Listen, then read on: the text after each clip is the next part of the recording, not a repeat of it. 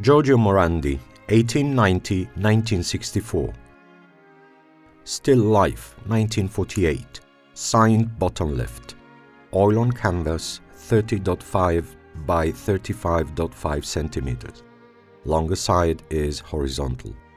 Thick frame in carved wood, painted gray. The painting represents a series of everyday objects resting on a counter. Nothing else is depicted. The surface upon which these objects rest is colored in light gray.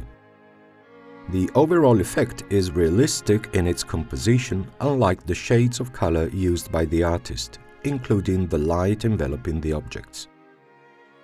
All attention is focused on the 6 objects that take up the entire surface of the canvas. 3 are painted in the foreground, 2 are immediately behind, and the final object, the biggest and tallest with respect to the others, appears in the background. In close-up, to the left of the viewer, is a glass with precise cylindrical shapes. The base, short stem and cup, elongated and with the same diameter as the base. The glass is painted in dark grays. To its right, also in the foreground, is another container also drawn in a very simple shape. A cylinder that gradually grows narrower towards the top and probably contains salt. It reaches around midway up the glass. This object as well is painted in shades of grey, yet lighter with respect to the glass. At its right, close to the salt shaker, is a wine jug, with its wide cylindrical base and neck in a typical upside-down funnel shape.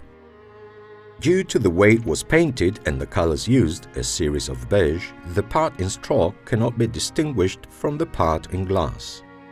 The entire object seems to be made from the same opaque material. We imagine it is a jug with its classic elongated neck, only thanks to its shape.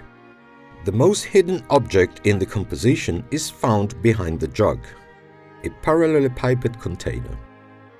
Only a part can be glimpsed, peeping forth from behind the jug's left. It is depicted vertically and faces right, thus its narrow side establishes its thickness. Here as well the shades chosen by Morandi are greys, with the exception of the top part, painted in white with a lighter rectangle on the side, to create a sort of label. To the left of the container is a vase resembling an amphora without handles. Its body is rounded while the neck grows slender and ends in a wide spout. The shades used here are dark orange alternated with bands of grey. Behind the vase to the right is an ivory-colored pitcher.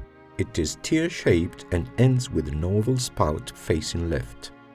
Both containers seem to touch one another.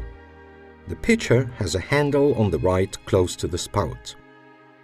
Morandi uses oil paints with flowing brushstrokes that give the objects a 3-dimensional feeling. The counter they rest upon is depicted in the same style. The depth only comes from the line and the 2 different colors distinguishing the surface from the background. The shades with which he paints the objects are greys, browns, whites and ivories. Only the vase in the background has nuances of orange. The objects create distinct shadows on the counter. The light filters in from the left, and so the shadows are cast to the right of the objects themselves. These are not elongated shadows, and the light comes from above.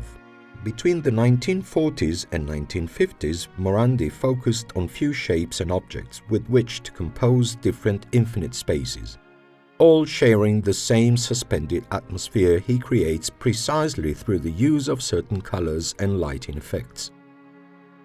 His works convey deep intimacy and a sense of unity between the objects and the space, achieved also through carefully chosen shades of color.